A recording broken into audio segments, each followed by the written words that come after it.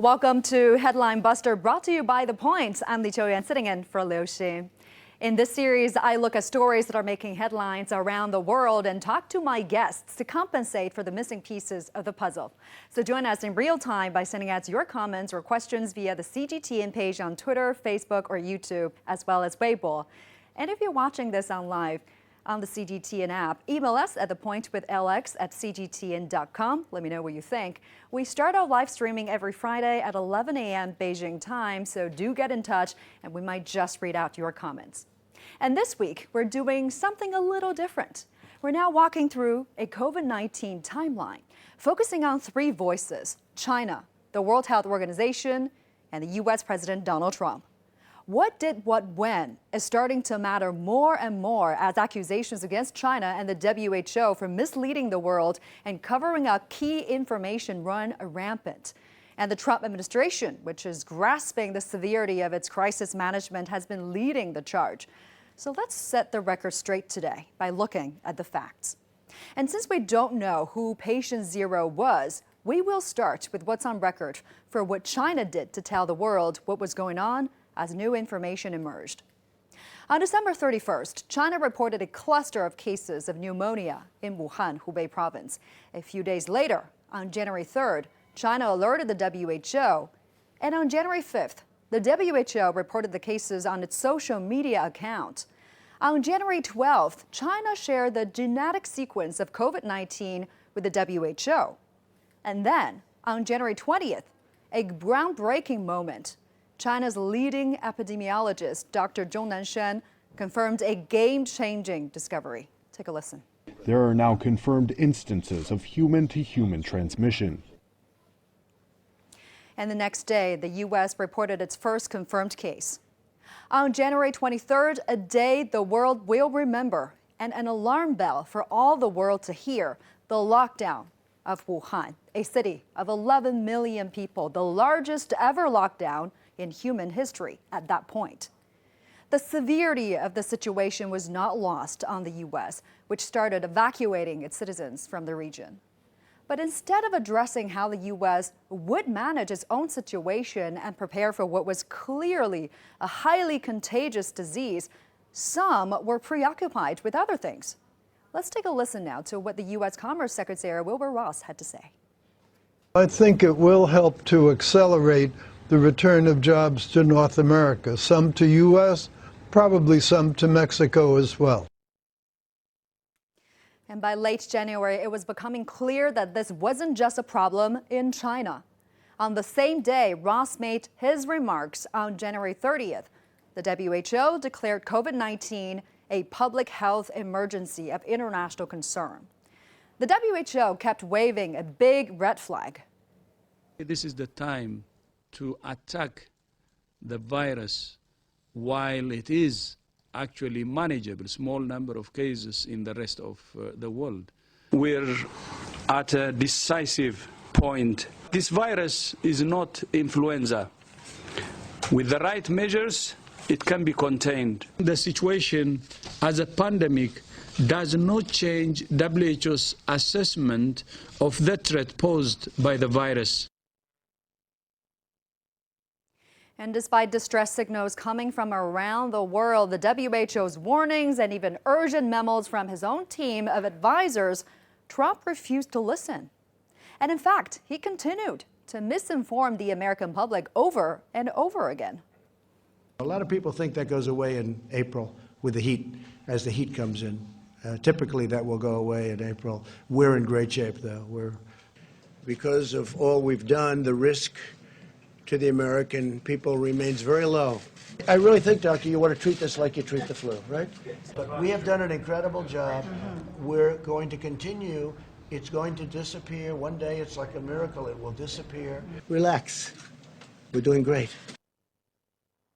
We're doing great. Well, it wasn't until March 16th, almost 2 months after the U.S. confirmed its first case, that Trump announced a set of social distancing guidelines that he called 15 days to slow the spread. And on that same day, the number of reported cases in the U.S. rose above 7,000. But testing had really just begun. And as the reported cases skyrocketed across the country, Trump started to realize he'd made some deadly mistakes. And to cover up his administration's mismanagement, he turned to his well-worn playbook and started looking for others to blame, like using the term Chinese virus. I would like to begin by announcing some important developments in our war against the Chinese virus. Why do you keep calling this the Chinese virus? There are reports of dozens of incidents of bias against Chinese Americans in this country. Your own aide, Secretary Azar, says he does not use this term. He says ethnicity does not cause the virus. Why do you keep using this? A lot of people say it's racist. It's not racist at all, no, not at all. It comes from China. That's why. It comes from China. I want to be accurate. WHO, that's the World Health Organization, receives vast amounts of money from the United States. They seem to be very China-centric.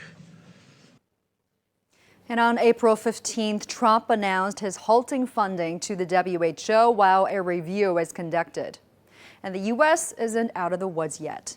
Well, the point here is not to rub salt into the injuries, of course. The U.S. is clearly under enough duress. And having been through our own virus trauma here in China, we understand. But it's also important to point out that the U.S. government could have made very different decisions to change the course of the virus within its own borders. And those decisions had nothing to do with China or the WHO. Facts don't lie, and dates don't deceive. So let's be clear here. The writing was on the wall. This is an unprecedented disaster for humankind, and we need solidarity and unity to fight the virus. Anger and blame would only turn a natural disaster into a man-made catastrophe. And if the U.S. government keeps finger-pointing, it will only make things worse. And I think we can all agree here. People are already suffering too much. Now let's take a quick break, and when we come back, I'll ask my guests why this timeline is important, the impact of lost time, and what to expect next. Stick around.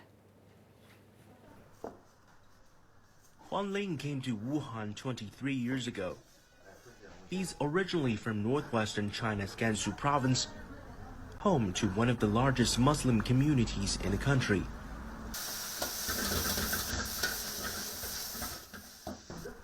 During Wuhan's toughest times earlier this year, Huan and his employees offered 500 free halal meals every day to visiting medical workers from other parts of China. 那天跟儿子我们3个人商量好的，就是这个啊，就是我们自己要做就做好了，要做要坚持下去。 Sometimes the cooks came to the medical team stations and made their signature hand-pulled noodles with beef. 满满的都是感动啊，都是情分啊，还有就这个面，我觉得是最难忘的。对于我们来说，来武汉支援也是一次经历，但在支援期间，也感谢很多人为我们默默的付出。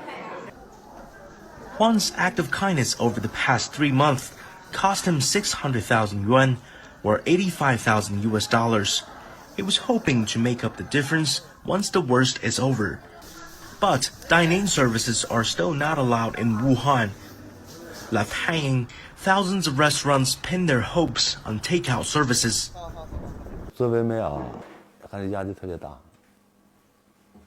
有一天我们总共一天就接了没有超过5个单吧。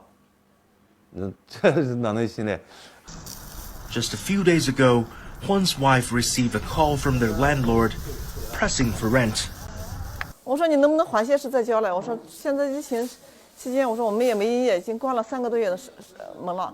他说不能少，1分钱都不能少。这个跟我们房东没关系。他说你要的话跟政府去要。他说你们营不营业跟我们一点关系都没有。 Plus rent for his 2 other branches and salaries for 26 workers, Huan's expenses are about to reach 1 million yuan at this point. Despite the deficit and uncertainties, Huan says he never regretted his decision to donate meals or wanted any favor in return. 还是做，有毕竟这2个多月，你看，人是都有感情的人。这段时间医疗队他们回去啊，经常跟我们联系，打电话，还有心里面真正的高兴着，就像亲戚一样了着。做成亲戚一样。The couple now sells beef and lamb, shipped from Juan's hometown in Gansu. The income should be enough to feed the family and employees. Juan says he'll just take one step at a time, and he believes there will always be a silver lining if he stays positive. Sun Tianyuan, CGTN, Wuhan.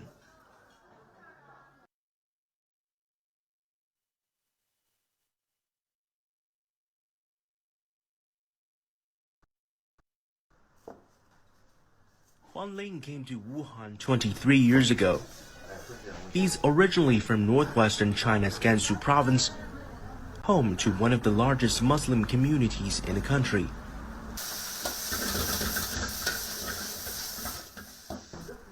During Wuhan's toughest times earlier this year, Juan and his employees offered 500 free halal meals every day to visiting medical workers from other parts of China. 那天跟儿子我们3个人商量好的，就是这个啊，就是我们自己要做就做好的，要做要坚持下去。Sometimes the cooks came to the medical team stations and made their signature hand-pulled noodles with beef. 满满的都是感动啊，都是情分啊，还有就这个面，我觉得是最难忘的。对于我们来说，来武汉支援也是一次经历。 但在支援期间，也感谢很多人为我们默默的付出。 Juan's act of kindness over the past 3 months cost him 600,000 yuan, or $85,000. He was hoping to make up the difference once the worst is over. But dine-in services are still not allowed in Wuhan. Left hanging, thousands of restaurants pin their hopes on takeout services. 做外卖啊，还是压力特别大。有以前我们总共以前就接了没有超过5个单吧，这是哪能行呢？ Just a few days ago, Juan's wife received a call from their landlord, pressing for rent. 我说你能不能缓些时再交来？我说现在疫情期间，我说我们也没营业，已经关了3个多月的门了。他说不能少，1分钱都不能少。这个跟我们房东没关系。他说你要的话跟政府去要。他说你们营不营业跟我们一点关系都没有。 Plus rent for his 2 other branches and salaries for 26 workers, Juan's expenses are about to reach 1 million yuan at this point.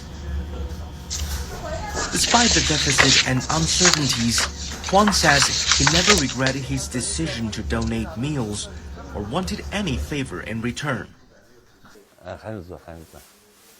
有毕竟这2个多月，你看，人是都有感情的人。这段时间医疗队的他们回去啊，经常跟我们联系，打电话，哎，我心里面真正的高兴着，就像亲戚一样了，做成亲戚一样。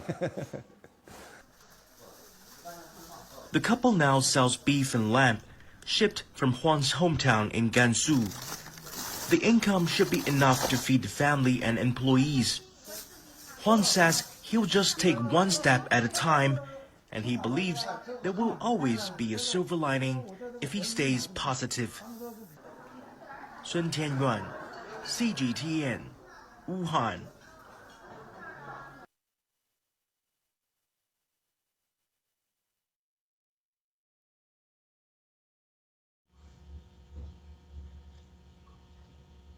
Walking through a COVID-19 timeline as we look into the facts and fiction surrounding this pandemic. And joining us now live are James Chow from Hong Kong, our former colleague and now the host of the China Current.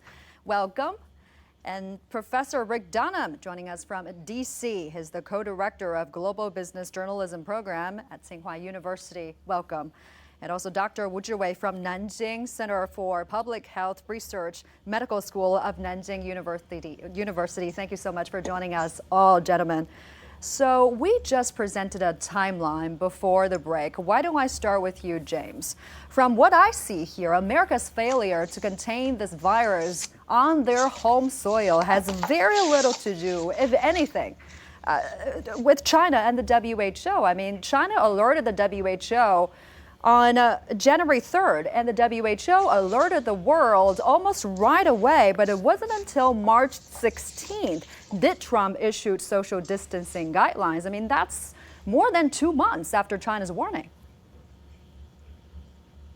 I mean, you said it right over there. I think actually on the day that it informed WHO, it also informed other countries, including the United States. And within a 24-hour period after that, the heads of the Chinese and US CDCs were in direct contact. Now, of course, there's a much more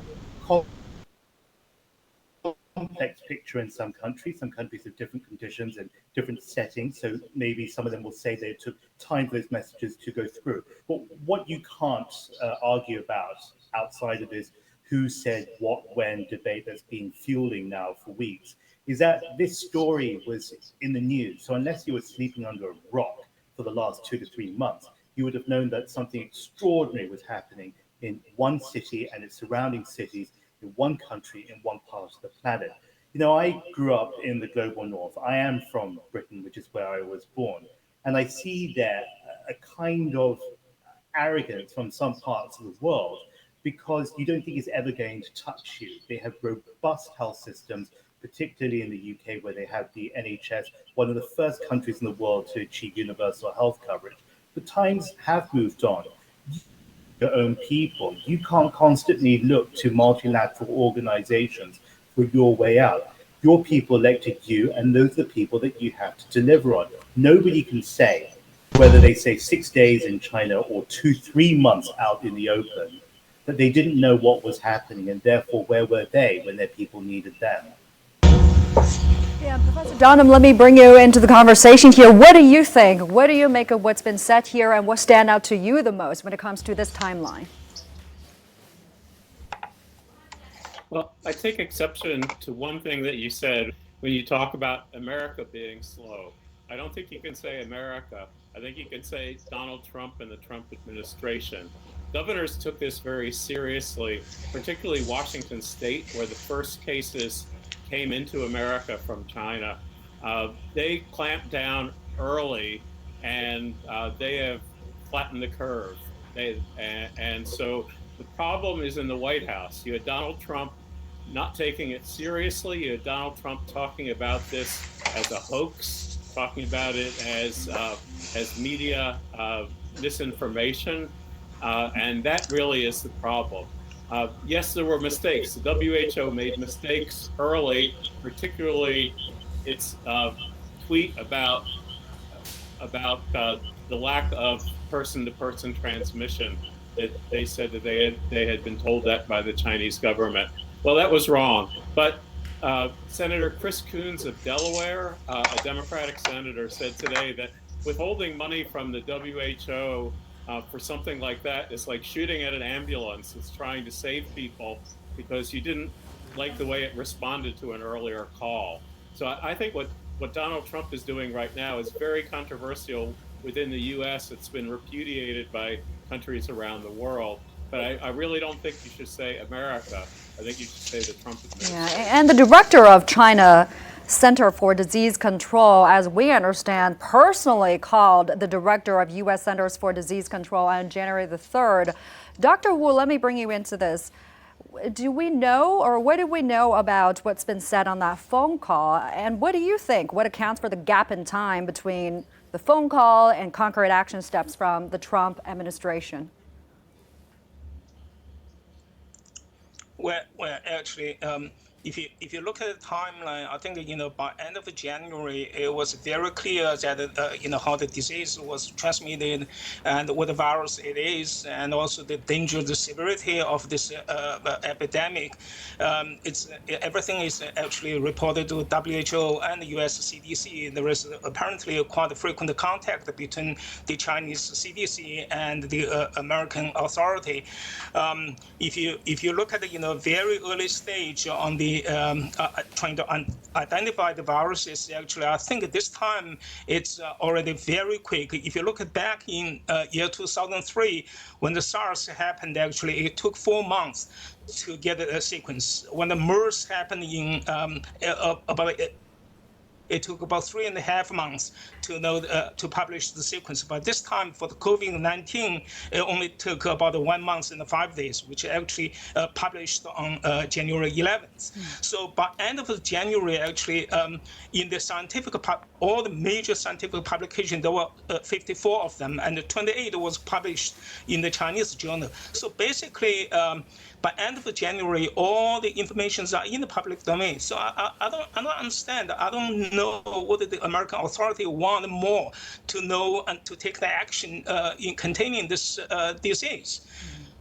And Professor Dunham, earlier you said it's not that America responded slowly, it's Trump or his administration responded slowly. And interestingly, Trump reportedly received a warning not just from the WHO and China, but from his own administration. For example, Trump's White House advisor, Peter Navarro, wrote an urgent memo on January 28th warning the virus' potential toll. But what factors has Trump been weighing on trying to figure out which actions to take? What do you think is going on in that decision-making there? Well, he clearly, I mean, there is so much chaos within the White House and the Trump administration. Peter Navarro sent a memo, and there were a chain of emails that talked about something they called Red Dawn, which was a Cold War movie. And that was warning that there could be very serious outbreak in the United States. The president says he never read it. Well, we don't know if that's true or not, but he should have read it. The CDC was warning the White House. Governors were warning the White House. Doctors were warning the White House. The WHO repeatedly warned the world. So there's not really any excuse for not taking it more seriously. Donald Trump says, well, he shut down planes coming in from China. But the problem we've seen in New York came in from Italy and other places in Europe. And just by shutting the borders, it doesn't do anything because the disease was already here and spreading. And James, you and I work as journalists. We in the industry knows how important facts are.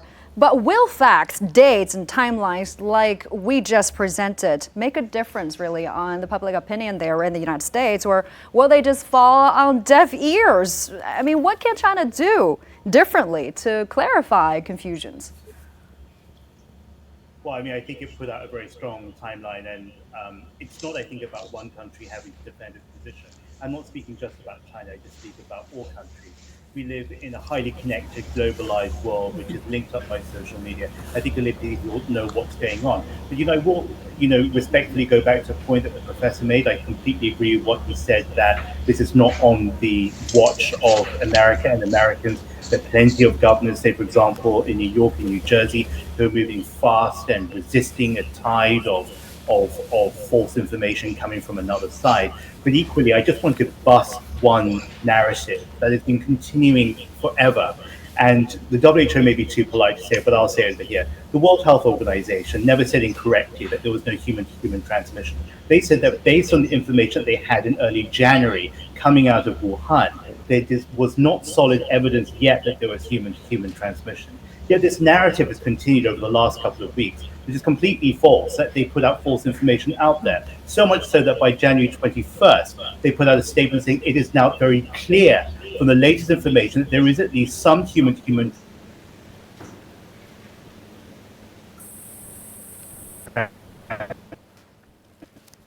Okay, we're having a bit of technical issue there. But Professor Dunham, I see you nodding your head a little earlier. Yes, so it definitely was the case. The WHO did not intentionally spread any bad information. I mean, they mentioned what the Chinese government said. They quickly corrected it when it was clear that there was human-to-human contact. And I also want to say that it's not something that China needs to do to fix the facts here. The New York Times today had a devastating piece with a timeline right from the beginning that shows that the WHO was on top of this. Not perfect, but aggressive. And it said that the problems in the United States were much more caused by problems at the federal level, at the White House level, than from the WHO. So I think it's just a question of this sinks in around the world, not necessarily necessarily what China needs. And a recent Harris poll here conducted between April 3rd to 5th revealed that nearly 90% of Republicans believe China is responsible for spreading the virus, while 2/3 of Democrats surveyed said the same. Professor Donham, again, does this poll reflect the general public sentiment there in America now?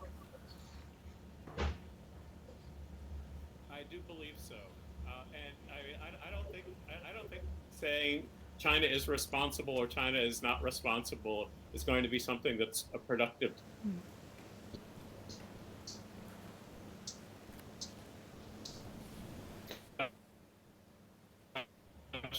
But there is a real democracy of the WHO, and Lindsey Graham, who is the closest supporter of the president in the Senate, said that the WHO should not get any more funding until there's new leadership.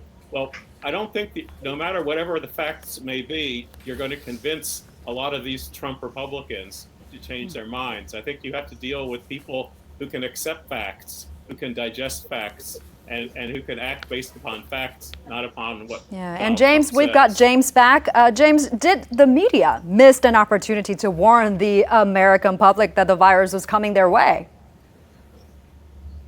Look, myself included, we like to put a lot of weight on the media and to put a lot of responsibility on them. And of course, the media is part of the whole of society approach.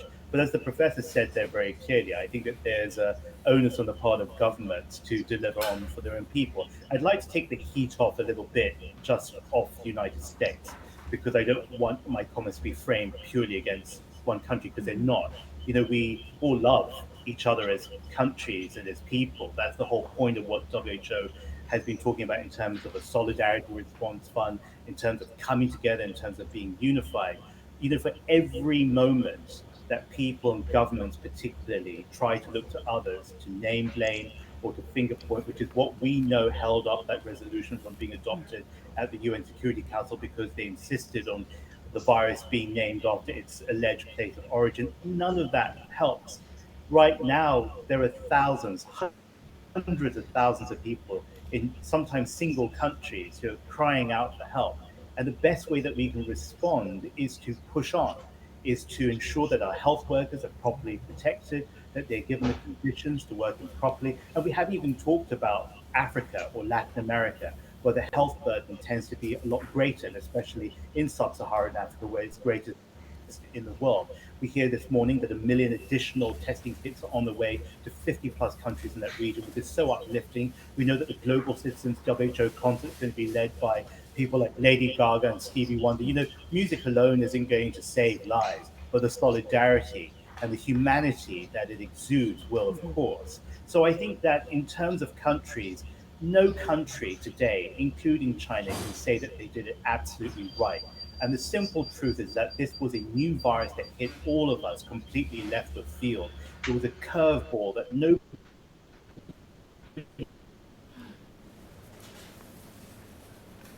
really, and for countries like China, countries like Norway and New Zealand, I think they have a lot to look to WHO and to the international multilateral system, which is what has pulled us through the worst of this crisis. If you think it's bad now, imagine a world without the UN and without WHO. You would have a virus that spreads so fast, so deeply, and with such ruthlessness that every single continent right now will be in much deeper trouble than it is today. So Dr. Wu, this blame game James was talking about, how are you looking at it from afar? This finger pointing between the US and China, when the world's two biggest economic powers should really be working together to fight this virus? Well, actually, I definitely agree that we all should cooperate and work together to fight the virus. But unfortunately, the U.S. Trump administration essentially, if you look at the entire January and March, they're pointing fingers and cut off the travel between China and other countries. Basically, what you can see is that the Trump administration hasn't really done much in preparing for the worst scenario. And if you look back, what they said in the news briefing, and he playing down the severity of the disease, and he says that it's going to be under control, by April, and the virus will be gone. That's the real problem seems to be that the whole scenario is really driven by some kind of hidden agenda. I mean, what I can say is basically for the re-election campaign, he needs market support, and he needs his approval ratings. Yeah, and Trump's decision now to withdraw funding from the WHO is also drawing a lot of criticism. I mean, James, you have actually worked with the WHO for a very long time. What's at stake now by withdrawing funding in the middle of the pandemic? I think, there are a number of countries that have indicated, and a number of groupings have indicated that they're willing to step in, not because it's the right thing to do necessarily, but because it's the necessary thing to do. We're in the midst of the biggest peacetime emergency in modern history, and yet you choose now. You've seen very strong statements from the G20, which have just announced a debt suspension plan for 77 countries that covers around $12 billion US. You've seen the G7 come together as a group. Well, 6 of the G7 countries come together as a group. You're seeing a lot of activity over in New York in the terms of those drafting a resolution for the UN Security Council. You've got elder statesmen like Helen Clark and Gordon Brown coming together. And these are not just names and places and institutions. Real things are happening right now. I see a lot of hope for what's coming together. I think, though, that what we really need to be focused on is away from the geopolitics, is to think about the families, the communities, the regions, the countries, and to extend to one each other as neighbors. We, at the end of the day, are all going to be subjected to this virus in same ways, but also with differing magnitudes. And we haven't even spoken about those who are truly vulnerable, not only in the developing world and the forcibly displaced, like the refugees and the migrants. Together, that's 300 million people, about 7.8 billion in humanity. But what about those who are suffering from domestic abuse at home, those who can't go to school, those who did go to school and were therefore guaranteed one nutritious meal a day, and now that's gone? What about the parents who are in lockdown, who are not able to earn a wage for their family? What about here in Hong Kong, one of the richest cities in the world, and right outside my window, people are queuing up for free food because the entire ability to earn a wage in one household has almost been shot overnight. This virus, if we're not even more careful, can grip us further and hold us in its grip for very, very here on this program, who speak with such sense and such logic and with such great heart and compassion. I still think there is a way out. And I think together as a world, we're going to come through this. I really do think so. We've come through greater things in the past. Yeah, and Professor Donham, your thoughts on this? Well, I agree. I think that almost all of America, I think business leaders like Bill Gates have spoken out very strongly and have put their money where their mouth is. I think governors have taken this seriously and are trying to do something. Unfortunately, we're caught up in a political year, presidential election year. Donald Trump had been running on his economic record. Obviously, the coronavirus has destroyed the global economy. He can't run on that, so he has decided running against China, running against globalism, running against global organizations like the WHO is his ticket to re-election. It's unfortunate, but it's a reality, and we're going to be seeing it over the next few months. All right, let's go to our viewers' comments. We've got some comments from our viewers. Let's take a look at them, and let me get your thoughts on it. Can we have the comments? So this is from Facebook. Latita Chakraborty says, how Corona has tied us together, total globally having same thinking, same worries, everything all the same way. James, your reaction to it? I think, the way that person expressed it is beautiful. And it also brought up another thing to my mind. I was speaking to some of my friends who are racial justice advocates and civil rights activists in the United States. They describe this as a savage, cruel, disgusting disease. That's the only thing that we should be angry about right now. That's where all our focus should be on. We're against this virus. We're not against each other at all.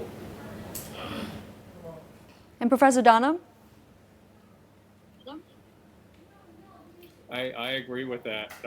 In the United States, this virus has hit some of the most vulnerable populations, and minority groups have been hit harder because of pre-existing health conditions and because of disparities in health care in poorer areas and in areas with larger minority populations. So again, I think people are coming together.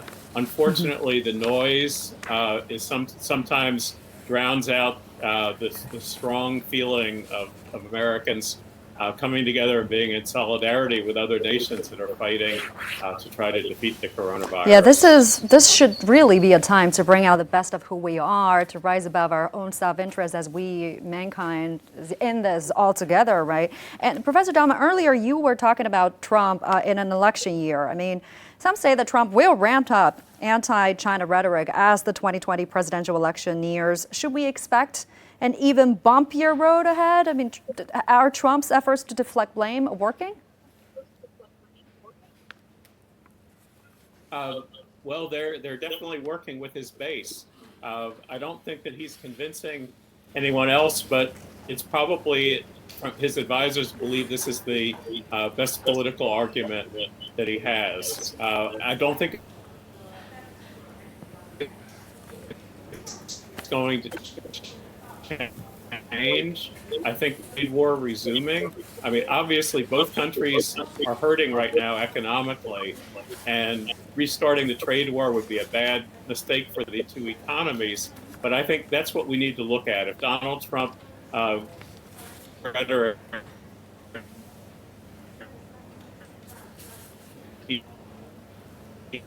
even more than it is right now, I think that's a possibility, but I think that it's really divided over whether to do that or whether to focus on solving. And many actually point to the month of February as the critical month when Trump should have been preparing the country for this pandemic, or at least warning people. I mean, James, instead, we just watched some of the clips of President Donald Trump mocking the severity of the virus. What do you think is going through his head right now? Well, I don't know. But I think that, I defer to the New Jersey governor, who I saw on Twitter the other day, saying that there were 12 occasions when the White House praised China's response in January to February period. But I will say this, that it's a very difficult time right now. It's a very difficult time for everybody. And I think that the United States wasn't alone. We've seen great difficulties in the UK, for example, just in the basics of being able to create stockpiles and to be able to distribute them to the health workers who need them. I'll always come back to the solidarity, because I think that's where we as people should be focused on.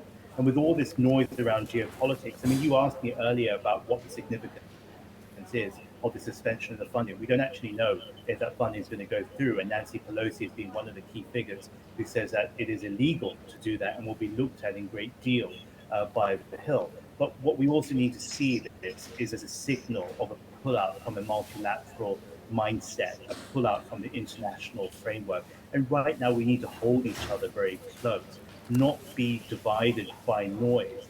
So I think to anybody who's watching this, who is confused and emotional because this may involve your country, even in China, for example, you need to just stay very focused on what you believe is the right thing to do, and to see this as a calling for your moment to transform your politics and to rise to the occasion, because this response requires leadership, not only at the political central level, but leadership on every level. And if you're part of the civil society, or you want to be a part of it, whether it be in terms of food distribution or checking in on your elderly neighbors, do that, because you can be a critical component in this overall response.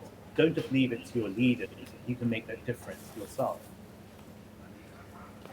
Yeah, here's another comment from our viewers. Let's take a look at it. This is from Jennifer Bond on Facebook.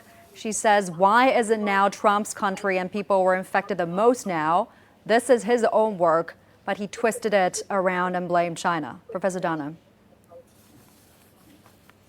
Well, again, that is the case. He has blamed China. I do think what you said before is very important about the lost month of February. from the federal level. The states that were hardest hit, which at that point was Washington State, California, and New York, were desperately trying to get protective equipment. We're desperately trying to get testing. They could not do that. There's certain things that only the national government in the United States can do. I think right now what we need to worry about is dual. The first is healthcare. And in the United States, the biggest failure in terms of healthcare is the lack of testing to identify people with the virus. The second big issue is tracking so that you can isolate people if you know that they've had it, or if they've already had it, that you can get antibodies and help with solving the problem. The second issue is economic. That's a bigger challenge for everyone. And I think globally, what we need to do is come together. If this ends up with a lot of nationalism, xenophobia, and trade barriers, it's going to be very hard because we have a global economy and a global supply chain. So I know people around the world are going to be upset with Donald Trump over the next few months. It's inevitable. But I think that we really do have to focus on the challenge that's immediate for everyone, not the rhetorical challenge, but the challenge of fighting coronavirus in every country around the world. And James, your thoughts on this?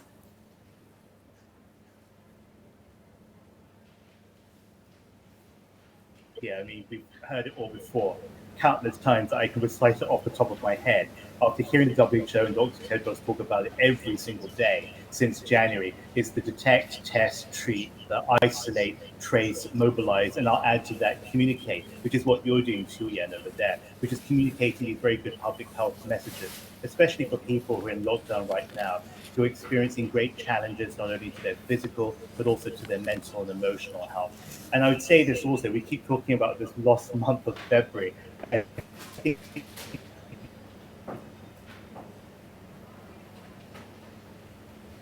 we have lost months, really ramp up testing in a way that is meaningful so that we have the data to work with. And this is where I'll come back to my first point where I accidentally got lost off the signal over there. I say this with great respect, that the World Health Organization does not look into a crystal ball and predict things based on emotions and good feeling. It is a technical agency with a humanitarian mission that looks at the evidence and the data, because believe it or not, science is still the most solid evidence on which to build policy. It is not politics, it is not geopolitics, it is not emotion. It's looking at the cold, hard facts in front of you and then learning from the extremely rich archives of emergencies that WHO has not only participated in, but has led the world out of. We're celebrating soon the elimination of smallpox. We have Ebola, which continues to reoccur. But had it not been for the WHO, and critically, for countries like the United States and China working together. And I think I just want to add a point over here because, to balance things out. First of all, I'm not an American national, so I feel slightly reticent to make any comment about any country of which I don't have a future in. But I will say this, that the United States has great figures in terms of private sector champions like Bill Gates, who's also a fantastic philanthropist, who yesterday announced another $150 million in funding for WHO. And as the professor said, there are a whole array of leadership at mayoral, on councillor, let alone state governor levels as well. So there's a lot to look forward to. And I would hate for coronavirus to divide two countries.